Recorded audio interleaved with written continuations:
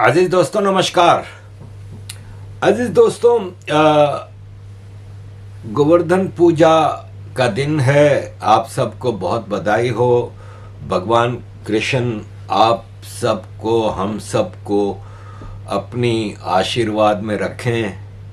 और यह है कि भगवान कृष्ण के मैसेजेस भागवत गीता से हमें मिलते रहते हैं, और वो मैसेजेस अगर दुनिया का हर इंसान फॉलो करने लगे ना, तो दुनिया कहाँ से कहाँ पहुँच जाए। क्योंकि यही मैसेजेस हैं जो मैं समझता हूँ दुनिया का ओनली रिलीजियस फॉलोअर्स के लिए पीस, शांति और सब लाता है।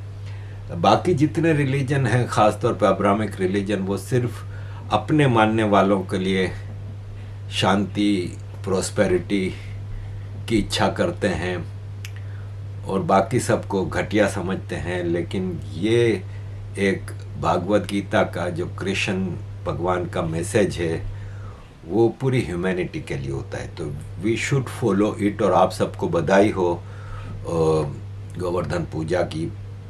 अजीज दोस्तों, पाकिस्तान में हिंदू लड़कियों को ज़बरदस्ती कन्वर्ट करने का सिलसिला जारी है। एक गूंगी और बहरी लड़की को पता नहीं इस्लाम की रोशनी कैसे उसके अंदर घुस गई कि, और दूसरा ये है कि ये इस्लाम का जो इतना खूबसूरत मैसेज है, ये सिर्फ लड़कियों को, वो भी छोटी लड़कियों को क्यों पहुंचता है? ना बड़ी उम्र की औरतों में जाता है, ना लड़कों में जाता है, ये सिर्फ लड़कियों में क्यों जाता है? लेकिन यह है कि कौन इन मूर्खों को, इन वैश्यों को कौन समझाए, दरिंदों को कौन समझाए। अजीज दोस्तों, एक मेरे सामने से ये पोस्ट गुजरी कि दुनिया में 1 बिलियन लोग आज भी झोपड़पट्टी में रहते हैं। तो जब भी झोपड़पट्टी का नाम आता है तो पाकिस्तानी कहते हैं पूरा भारत झोपड़पट्टी में रह रहा है। भारत में पिछले 10 साल में जितनी गुर्बत कम हुई है, क्योंकि एक यूनाइटेड नेशंस की तरफ से एक इंटरनेशनल पॉवर्टी लाइन रखी गई है कि इससे इतना कमाने वालों से कम जो हैं वो पॉवर्टी लाइन के नीचे हैं। भारत के, मुझे अब सही से फिगर याद नहीं, मैं पिछले दिनों इस पर प्रोग्राम कर चुका हूँ। भारत ने पिछले 10 साल में हंड्रेड्स ऑफ मिलियन लोगों को पॉवर्टी लाइन से ऊपर ले गया है। तो मैं हैरान रह गया जब मैंने देखा कि 56% पाकिस्तानी झोपड़पट्टी में रहते हैं। भारत में 41% हैं। भारत यूज्ड टू हैव 70% झोपड़पट्टी, अब 41% पे। पाकिस्तान शायद 50% से कम थे झोपड़पट्टी में, अब 56% झोपड़पट्टी में रहते हैं। अजीज दोस्तों, इसी तरह का एक आंकड़ा मुझे और नज़र आया जिसने मुझे हैरान किया कि साउथ एशिया में सबसे कम सैलरी पाकिस्तान में है। $187 एवरेज सैलरी है पाकिस्तानियों की, और सिंगापुर में $4,570, भारत में $502। आप अंदाज़ा लगाएं, पाकिस्तान में $187 और भारत में $502। साउथ एशिया में बांग्लादेश, श्रीलंका, नेपाल, म्यांमार से भी नीचे है पाकिस्तान। और ये दुनिया को आंखें दिखाते हैं, तड़ियाँ दिखाते हैं, और ये डोनाल्ड ट्रंप की गोद में बैठ के ये समझते हैं कि इन्होंने दुनिया फतह कर ली। इनकी हैसियत क्या है ये आपके सामने है। अजीज दोस्तों, एक और आंकड़ा आपके सामने रखना चाहूँगा कि फवाद हसन ने कहा है कि फवाद हसन ने एक सर्वे करवाया जिसमें 33,000 लोगों ने वोट डाले। उसमें सवाल यह था कि पाकिस्तान को अब्राहम अकॉर्ड ज्वाइन करना चाहिए। 85% ने कहा नहीं। ये टेम्परेचर चेक करने के लिए आर्मी देखती रहती है, क्योंकि आर्मी तो ऑलरेडी जब डोनाल्ड ट्रंप के बेडरूम में डोनाल्ड ट्रंप के साथ आसिम मुनीर लेटा हुआ था तो उसने कबूल कर लिया था कि हाँ, हम तो अब्राहम अकॉर्ड क्या, आप जो भी कहेंगे कबूल करने को तैयार हैं। लेकिन पब्लिक में जा नहीं सकते ये। गजा पीस प्लान को कैसे एक्सेप्ट किया? Gaza peace plan was not accepting Palestine. Anyway, Asim Munir क्या, शहबाज शरीफ भी अमेरिका की उंगलियों पे नाच रहे हैं। और ये पाकिस्तान की आर्मी दुनिया का वो दरिंदा है जो अपने ही लोगों को खा जाता है। अजीज दोस्तों, टीएलपी की बात करें तो टीएलपी के ऊपर बैन लगा रहे हैं, उनकी मस्जिदों को सील कर दिया है, खादिम के मज़ारों को गिराने की बात हो रही है। लेकिन क्या इनमें इतनी हिम्मत है? क्योंकि सारे, आपको पता है पाकिस्तान में 70% से ज़्यादा बरेलवी रहते हैं और सारे बरेलवी मौलवियों ने मिल के कहा है कि टीएलपी के जितने लोगों को आपने गिरफ्तार किया है और उनके लीडर्स को सबको रहा किया जाए, सारी सील की हुई मस्जिदें खोली जाएं। अजीज दोस्तों, सैकड़ों पुलिस वालों को मारा था टीएलपी ने, लेकिन टीएलपी को ये वापस सुधार के लाइन में लाने के चक्कर में है, ख़त्म करने के चक्कर में नहीं। ये इनके टेररिस्ट ग्रुप हैं। टीटीपी के साथ भी इनका यही मसला है। वो कहते हैं भाई साहब हमारे डिक्टेशन पे आ जाओ, हम आपको जिहाद के लिए भारत भेज रहे हैं, उधर जाओ, इधर क्या कर रहे हो? अजीज दोस्तों, टीएलपी के साथ पुलिस वालों की जो झड़पें हुई, इसमें सैकड़ों टीएलपी के मरे, सैकड़ों पुलिस वाले मरे। सवाल यह है कि इनमें शहीद कौन है? इसी तरह अफगानिस्तान पाकिस्तान की जो जंग हुई तो तालिबान तो शरीयत के मुहाफिज हैं, टीटीपी तो पाकिस्तान में शरीयत लाना चाह रही है। जिहाद उसको कहते हैं, इस्लाम की शरिया में जिहाद का मतलब है कि आप इस्लाम के लिए जंग लड़ रहे हैं। पाकिस्तान तो टेररिज्म के लिए लड़ रहा है। तो अफगान पाकिस्तान वार में जिहाद कौन कर रहा था और शहीद कौन हो रहा था? ये सबसे बड़े सवाल हैं। टीटीपी पाकिस्तान में जो हमले करती है वो शरीयत नाफिज करने का इनका एक ही एजेंडा है। वो कह रहे हैं हमें शरीयत चाहिए पाकिस्तान में, दैट्स इट। आप शरीयत ले आओ, हम रुक जाएंगे। तो इस्लाम के लिए जंग लड़ रहे हैं। तो जो मार रहे हैं जिनको, वो शहीद तो नहीं हुए। शहीद तो वो होते हैं जो टीटीपी के लोग हैं, जो इस्लाम की जंग लड़ रहे हैं। लंबी बहस है अजीज दोस्तों। हमारे लंदन के एक लिखारी हैं तनवीर जमान खान साहब, जंग अखबार के लिए लिखते रहते हैं।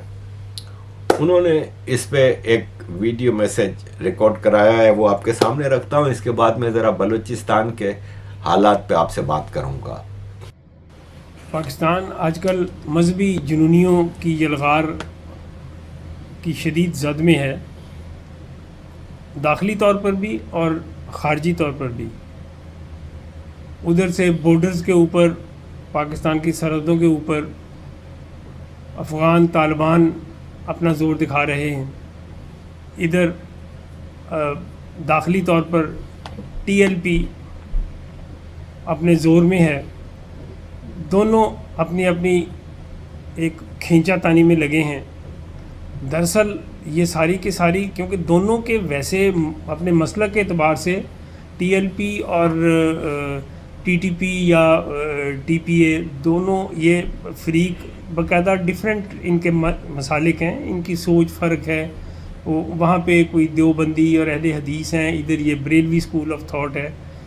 लेकिन ये सारे के सारे एक कब्ज़ा करने के चक्कर में हैं। ये सारे के सारे वॉरलॉर्ड्स हैं। ये ट्राइबल सोसाइटी, पाकिस्तान तो एक मुकम्मल एक ट्राइबल सोसाइटी है।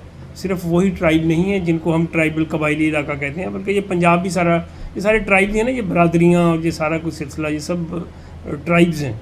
और हम एक मुकम्मल तौर पे पाकिस्तान में अगर रह रहे हैं तो हम एक ट्राइबल सोसाइटी का हिस्सा है। तो ये सारा जो इसका एक सारे का सेहरा जो जाता है वो हमारी उसी इस्टेब्लिशमेंट पे जाता है जिन्होंने कुछ सियासतदानों को मिला के अपने मखसूस छोटे छोटे इंटरेस्ट, शॉर्ट टर्म इंटरेस्ट, छोटे से मुराद है शॉर्ट टर्म इंटरेस्ट के हवाले से इन्होंने इन लोगों को पाला। पहले वो ज़ियाउल-हक ने वो तालिबान बनाए थे, उनको पाला मुजाहिदीन बना के, फिर उनको वो तालिबान बन गए।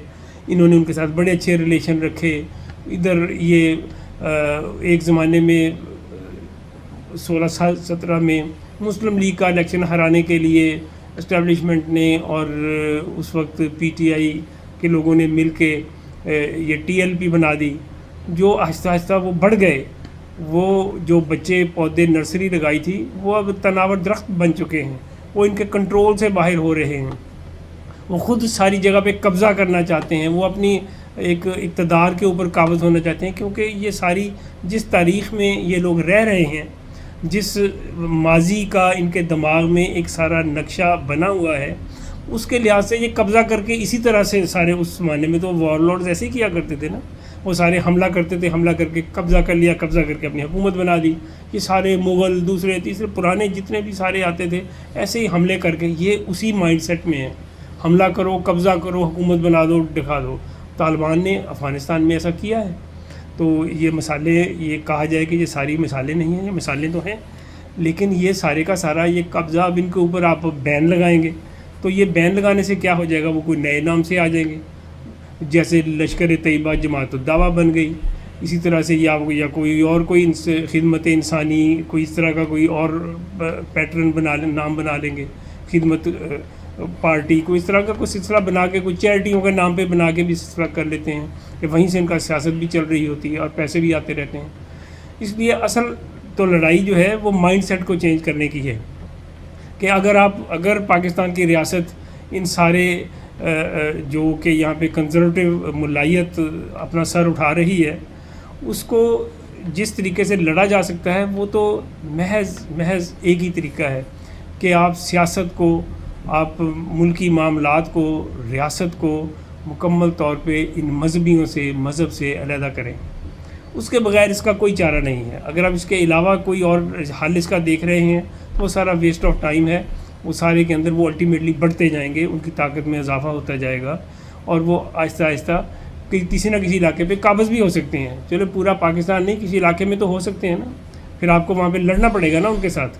तो ये एक लड़ाई लड़ेंगे वो फिर भी ख़त्म तो नहीं होंगे, क्योंकि आपको अंदर से उनकी सपोर्ट मौजूद है। पाकिस्तान के अंदर वो सारा माइंडसेट मौजूद है, इसलिए वो माइंडसेट जो अंदर मौजूद है। अब टीएलपी को हमने देखा था कि जब 16 के इलेक्शन उस ज़माने में हुए तो उसके अंदर उनके हर कॉन्स्टिट्यूंसी में 4-4, 5-5 हज़ार लोग थे, जो आज बढ़ के ज़्यादा हो चुके हैं। आज अगर वो कोई कॉल देते हैं तो वो ख़तरनाक सूरत इख्तियार कर लेती है और बेमकसद सी कॉल के ऊपर भी हज़ारों लोग बाहर निकल आते हैं। लेकिन है कि आप उनको अगर रोकेंगे, उनका वोट बैंक बढ़ेगा, कम नहीं होगा, क्योंकि ये तो एक नफ्सियात है कि जब किसी को दबाया जाए तो उससे उसका हमदर्दियाँ लोगों की बढ़ जाती हैं उसके साथ। तो ये इनके साथ जो बैन करने का, इनको गैर कानूनी करार देने का सारा सिलसिला हो रहा है, ये किया जाए, लेकिन है कि इनको फेंटी वेंटी लगाना तो ज़रूरी है, लेकिन उसके साथ साथ आपको सियासत के अंदर वो लड़ाई लड़नी ज़रूरी है जो फ़िक्री लड़ाई है। क्योंकि जब तक आप फ़िक्री महाज पे इनको एक तरह से कॉर्नर नहीं करेंगे, उस वक्त तक लोगों को भी आप मुतमईन नहीं कर सकते। ये तो सारे अपने उस अकीदे और अपने उस सारे फेथ के साथ एक दिली तौर पे उस हिस्से के, उस सारी सोच के साथ जुड़े हुए हैं। इसलिए उस माइंड सेट को तोड़ना, उस बिलीव्स को तोड़ना, जो कि ये गलत चीज़ों के ऊपर बिलीव ले आए हैं, उसको तोड़ना बेहद ज़रूरी है। उसके बगैर इसके अंदर कामयाबी हासिल करना, इस सारी बैन करके, खाली जेलों में डाल के आप इनको थोड़ा सा कंट्रोल कर लेंगे, लेकिन इन लोगों को जेलों शेलों से भी कोई फ़र्क नहीं पड़ता। सारे बेरोज़गार थे, आपको जो रोटी वहाँ खाते थे वहाँ भी उनको मिलेगी। ये टीएलपी के आप ज़रा फॉलोअर्स देखें, वो सारे के सारे उनकी क्लास बैकग्राउंड देखें, उनको आप जेल में जाकर रोटी दे दें या आप उनको यहाँ पे ये चौकी तीम खाने में जहाँ रिजवी का ये मज़ार है वहाँ पे दे दें, उनको क्या फ़र्क पड़ता है। बल्कि वहाँ पे शायद पढ़ाई कम होती हो, यहाँ तो ये पढ़ाने वाले जो मदारस को चला रहे होते हैं, इनका जो डंडा है वो डंडा तो मेरा ख्याल है वो पुलिस के डंडे से भी सख्त होता है। इसलिए इनके साथ किसी किस्म की रायत बरतने की बजाय आप न बरतें, लेकिन इनको साथ साथ फ़िक्री महाज के ऊपर लड़ाई लड़नी बहुत ज़रूरी है। अब ये फ़िक्री महाज पे लड़ाई कौन करेगा? क्या ये हमारी ये रियासत करेगी जो ख़ुद इसी तरह की इसी आसेब के अंदर वो भी मुब्तला है?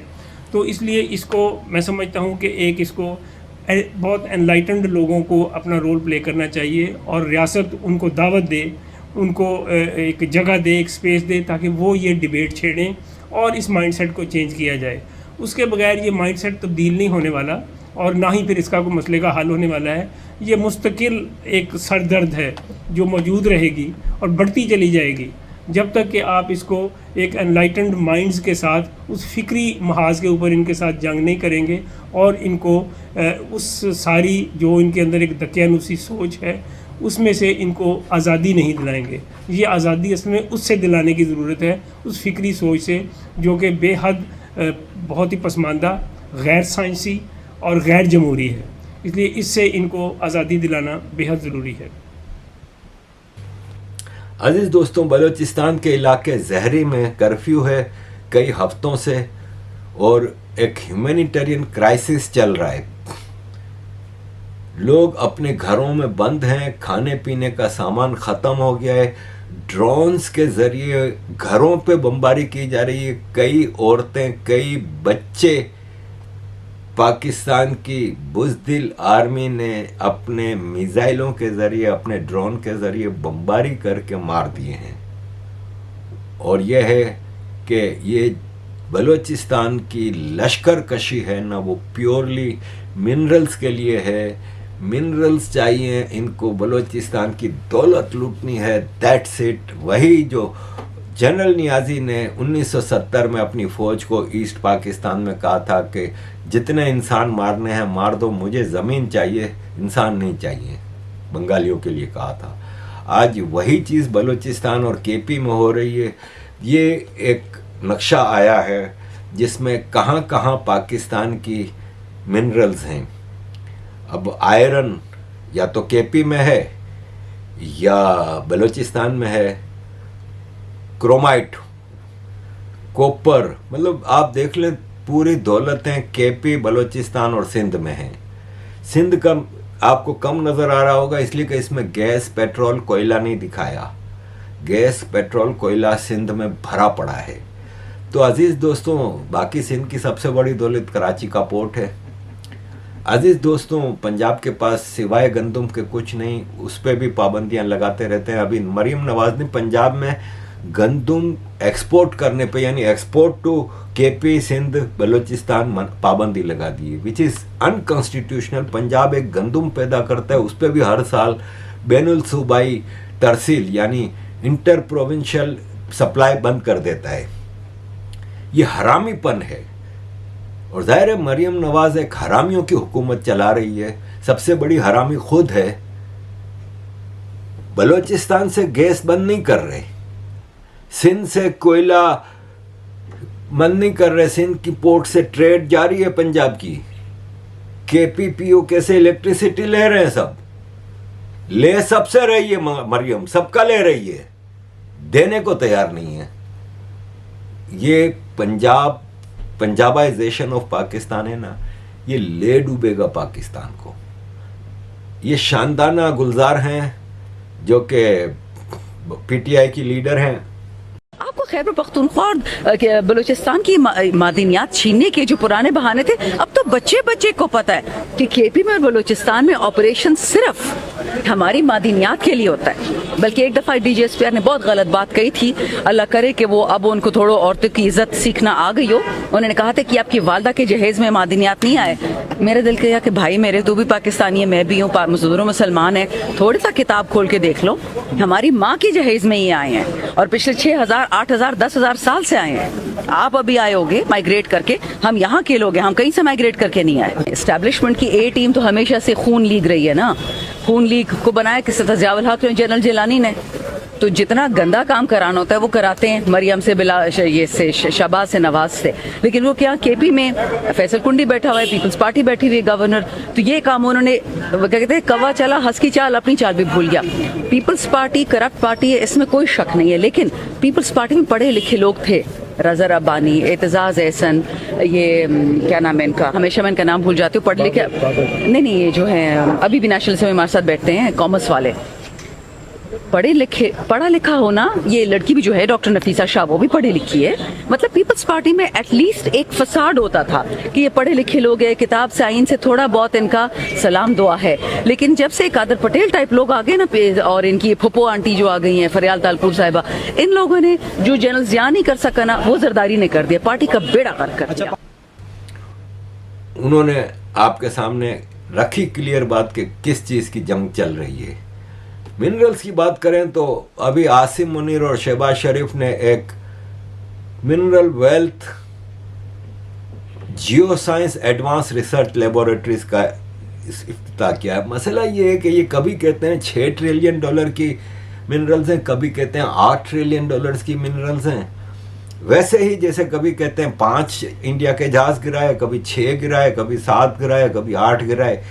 तो जब आप झूठ बोल रहे होते हैं ना, तो आपको याद नहीं रहता कि आपने कल क्या कहा था। जितनी भी है मिनरल की दौलत बलूचिस्तान और केपी और सिंध की है, बाकी किसी की नहीं है। पंजाब के पास कख भी कुछ भी नहीं है सिवाय इनके बुजदिल टेररिस्ट आर्मी के। अजीज दोस्तों, thank you very much for all your support. Kindly keep supporting.